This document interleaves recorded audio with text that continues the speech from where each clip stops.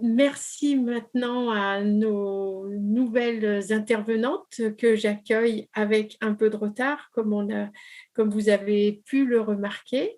Donc, on va présenter maintenant Moby10, qui s'intéresse depuis des années à l'ergonomie cognitive des ouvrages pour les enfants et particulièrement à l'accessibilité numérique pour les 10. Aujourd'hui, les intervenantes, Marion Berthaud, fondatrice de Moby10, Justine Bonjour. Tillard, chargée de développement et responsable du marketing, vont nous présenter des bibliothèques de livres accessibles pour tous, avec différentes adaptations dans une démarche inclusive pour les établissements, les associations, les professionnels paramédicaux et les bibliothèques. Vous avez aussi invité Aurélie, que l'on va retrouver aussi dans une présentation juste après, qui est bibliothécaire. Donc, je vous laisse la parole à toutes les trois. Merci beaucoup Laetitia, mais avant de démarrer, il faudrait autoriser Faustine qui envoie les vidéos. Elle est toujours coincée, Faustine. Mon Dieu, je ne savais pas qu'elle n'était pas parmi vous. Voilà, elle va arriver d'une seconde à l'autre. C'est formidable. Eh bien, merci. Bonjour à tous et bonjour Aurélie. On a tout le Mettez monde. votre micro. Bonjour, ça y est, c'est bon. Vous avez vu que vous avez le partage d'écran. Et donc, c'est parti. Bonjour à Je vous laisse tous. faire votre présentation. Alors, bonjour à tout le monde, bonsoir. Je m'appelle Marion Berthaud et je suis la fondatrice de Moby10. J'ai avec moi Faustine Tillard, qui a rejoint l'équipe il y a maintenant 3 ans, c'est ça 2 ans, 3 ans, je ne sais plus. 2 ans. Et puis, nous avons aussi invité Aurélie Ravino-Clouet. Je vous laisse vous présenter, Aurélie. Oui, donc je suis bibliothécaire à la direction de la lecture publique, qui est une bibliothèque départementale de Près en Loire-et-Cher, puisqu'on a souscrit cette offre BiblioDC. Donc, j'apporterai mon petit témoignage à la fin de votre intervention. Merci beaucoup. Effectivement, on va parler de BiblioDC. Effectivement, on va parler de livres adaptés. Comme vous avez pu l'entendre dans les prestations précédentes, il y a des tas de moyens d'aider votre enfant de 10 à lire. Il y a des tas de moyens. Il peut lire avec ses oreilles. Il peut trouver un moyen de remédier à son problème grâce à des tas d'outils. Et c'est l'ambition précisément de Moby10, c'était d'aller chercher des outils numériques qui sont aujourd'hui à notre disposition, qui sont très puissants, qui sont des outils d'intelligence artificielle en fait, qui sont capables de traiter le langage comme un cerveau humain. Peut-être pas comme un cerveau humain, mais en tout cas, qui sont capables d'apprendre à détecter dans les textes les difficultés potentielles qui doivent être soutenues pour favoriser la compréhension, pour favoriser le décodage, pour favoriser le repérage par les enfants qui vont être lecteurs. Donc, l'ambition de Moby10, c'est d'aller trouver dans le numérique des solutions qui vont permettre d'automatiser la production de livres extrêmement enrichis avec tout un tas d'aides à la lecture. Le mieux, c'est de vous montrer un reportage que RMC nous a fait le bonheur de nous offrir. Vas-y, Faustine, tu peux lancer le reportage. On a 2 bouts de texte. Pour un enfant qui présente des difficultés de lecture, en fait, c'est de passer tout de suite de gauche à droite parce qu'il a l'habitude de fonctionner de cette façon-là et de perdre le sens. Les livres version papier sont numérisés puis modifiés avec de nombreuses options pour faciliter leur compréhension. La lecture audio. À cause de cette petite casserole. On a la règle aussi qui permet à l'enfant de se guider dans sa lecture et d'y aller vraiment ligne par ligne. Cette ultra-personnalisation est signée Moby10. Cette PME créative près de Nantes compte une quinzaine de personnes, la plupart programmateurs informatiques et développeurs de solutions pédagogiques. Un halo ou quelque chose qui soit assez léger et qui délimite la zone que l'on tape. Quelque chose comme ça ? Ça va ? Ah ouais. Des contes pour enfants ou des romans littéraires, de nombreux éditeurs ouvrent leur catalogue à cette start-up nantaise. Vous allez pouvoir retrouver l'ensemble du reportage sur notre site si vous le souhaitez. Donc, vous l'avez compris, nous, on travaille sur le traitement des textes afin de pouvoir faciliter pour les éditeurs la production de livres, alors qui peuvent être des livres numériques, mais qui peuvent aussi être des livres papier. Par exemple, nous avons travaillé avec l'éditeur Fleurus. Alors, vous allez reconnaître peut-être la couverture. Donc, c'est une collection qui s'appelle Docu10 et qui, dans son format d'origine, par exemple, je vous montre, voilà un exemple du livre d'origine qui pose problème aux dyslexiques parce qu'en fait, il va y avoir des textes un peu partout. Parfois, ils vont être en blanc sur fond noir, parfois, ils vont être en noir sur fond blanc. Le texte et l'image sont mélangés. Et tout ça, c'est autant de choses qui vont pénaliser la visibilité. Si je vous montre la même page qu'on a refait, dans le travail-là, il y a eu un travail sur le texte. D'ailleurs, je cite Laetitia Brancière, qui a travaillé donc, sur ce texte et pour le réécrire pour qu'il soit plus facilement accessible, plus facilement lisible. Puis, on a travaillé sur la mise en page. Et en fait, là, derrière cette mise en page, il y a nos outils qu'on a développés qui permettent en fait de rompre le texte, par exemple, à des endroits choisis. On ne va pas rompre le texte n'importe où dans la page.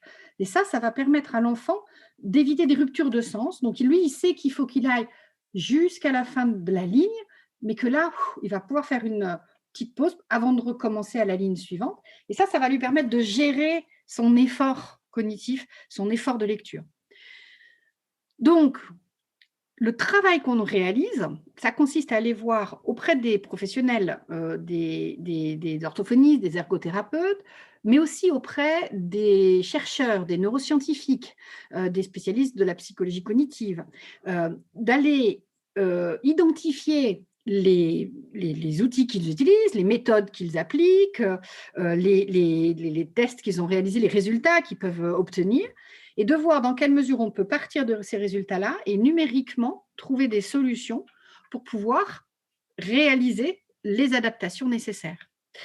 Donc, sur ce sujet, je vais vous présenter un deuxième petit film qui illustre une collaboration qu'on a réalisée avec l'École de design de Nantes pour toute la partie interface et donc toute la partie désambiguisée, enlever les ambiguïtés sur la gestion du menu. Et puis par ailleurs, avec le laboratoire qui s'appelle le TALN, le traitement automatique du langage naturel, sur lever des ambiguïtés aussi, mais sur les pronoms. Et vous allez voir.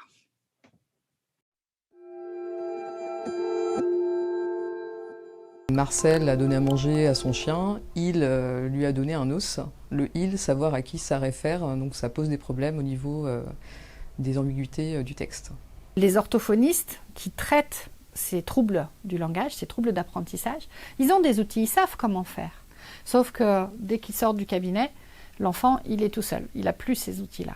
L'idée, c'était de mettre ces outils dans le livre pour qu'il puisse les avoir avec lui. Les ambiguïtés autour des pronoms, ça c'est ce qu'on fait avec le LS2M, et des ambiguïtés autour de l'interface et plus particulièrement du menu. Et ça, c'est ce qu'on fait avec l'école de design. La plupart des travaux qui sont faits en design touchent plutôt à l'accessibilité fonctionnelle. Là, on touche à quelque chose qui est un peu plus invisible, qui est peu traité par le design et qui est passionnant. C'est la capacité d'avoir une interface qui est accessible et qui est la même pour tous, en fait. Donc on s'inscrit dans une démarche inclusive, ce que l'on appelle aussi du design for all. L'utilisateur est au centre du dispositif et bien évidemment, comme Ambidis s'adresse à des enfants, il était impératif de pouvoir faire évaluer ce que l'on avait fait auprès de ce public. C'est vraiment intéressant pour nous d'avoir une application finale, ici des livres électroniques dans lesquels on va pouvoir ajouter la détection des ambiguïtés textuelles et d'avoir avec l'école de design l'aspect vraiment produit final avec des utilisateurs et qu'on espère pouvoir continuer à travailler sur d'autres projets de plus grande ampleur en essayant aussi de faire des publications conjointes au niveau scientifique. Faire en sorte que le numérique, il ne serve pas que à améliorer le marketing des grandes boîtes, il sert aussi à venir soutenir le handicap, à venir soutenir l'apprentissage de la lecture et finalement à donner accès à tous ces enfants-là, à l'écrit et finalement à la culture. Donc à faire partie de notre société.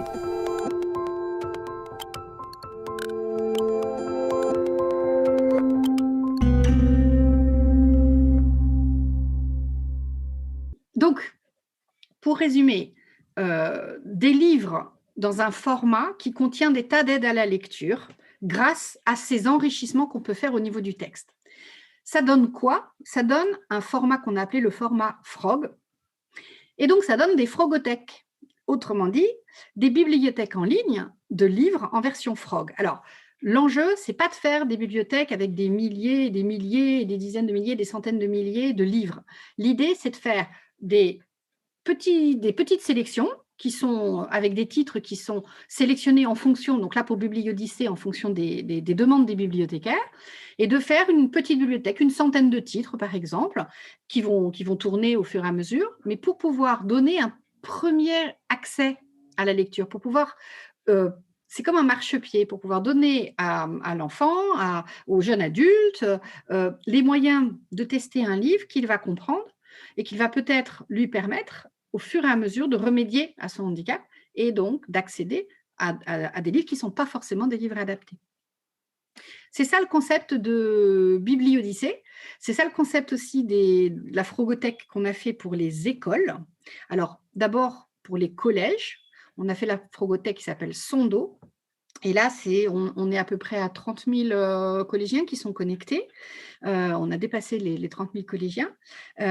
Et du coup, il y a eu de la demande dans les primaires, d'une part, et dans les lycées, d'autre part. Donc, dans les primaires, on est en train de développer avec l'aide, il y a un test avec 200 élèves de primaire dans l'Aisne en ce moment, pour pouvoir lancer à la rentrée prochaine la petite sœur de Sondo qui s'appelle Sandido, qui contient des livres, alors évidemment pas les mêmes qu'au collège, hein, c'est les livres qui vont être utilisés en primaire.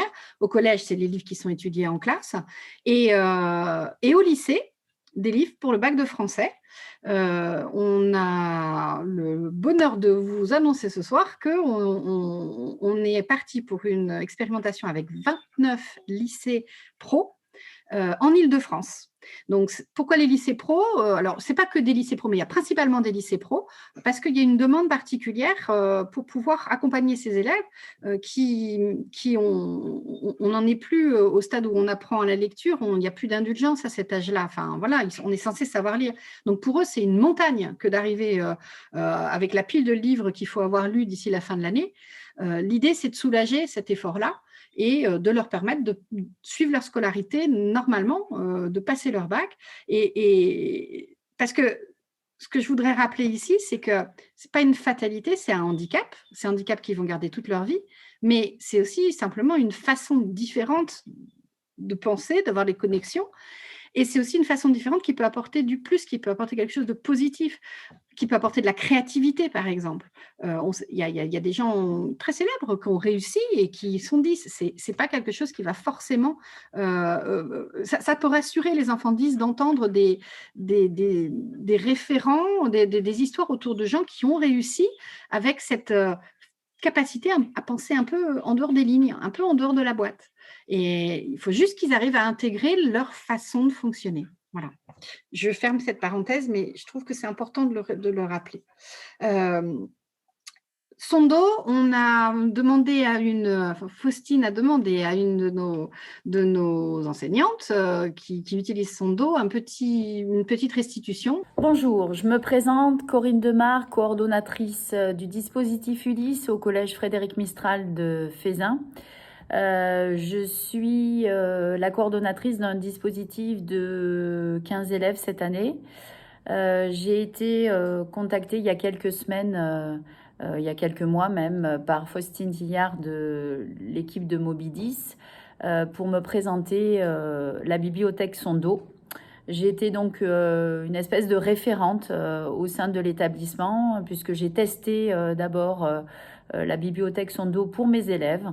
Ça a été vraiment une réussite parce que je me suis aperçue que toute l'accessibilité, les boutons, les fonctionnalités de la bibliothèque étaient à la fois très utiles pour tous les 10 et tous les troublés, qu'ils soient troublés du comportement, TDAH, de la coordination, troublés dyspraxiques, dyslexiques. En fait, toutes les fonctionnalités rentraient dans le champ du handicap, mais pas seulement, puisque j'ai ouvert cette bibliothèque à tous mes collègues enseignants de l'ordinaire, qui ont pu se rendre compte, elles aussi et eux aussi, de la grande richesse de cette bibliothèque. Nous l'avons testée pendant le deuxième confinement, puisque les élèves devaient, de 6e, 5e, 4e et 3e, devaient lire des ouvrages à domicile. Et la plupart, via la médiathèque du Gard, via Pronote, ont pu lire les livres en live, on va dire, grâce à cette bibliothèque Sando. Donc, je n'ai que des bons retours. Les parents ont été fabuleusement intéressés. Ils ont même lu les livres avec les jeunes. Ils ont pu eux aussi découvrir de nouveaux mots, puisque la bibliothèque Sando permet des recherches de mots contextualisés. Ils ont pu, pour certains, des parents plutôt dans la précarité, qui n'avaient pas la possibilité de lire, lu des livres avec les jeunes, en tout cas écouter. Donc cet outil est fabuleux. Il sensibilise au plus grand nombre les profs, comme les parents, comme les élèves, à une lecture plus inclusive. Je ne peux que donner des recommandations d'achat et d'abonnement à ce merveilleux outil. J'espère que Moby10 et la bibliothèque Sando vont grandir, développer la bibliothèque avec de plus en plus de manuels et d'ouvrages, parce que je ne vous l'ai pas dit dans cette vidéo, mais la bibliothèque s'attache aussi à rendre plus inclusifs les manuels scolaires qui sont utilisés au collège, avec une bibliothèque de manuels en anglais, en français, en maths. Donc c'est vraiment fabuleux.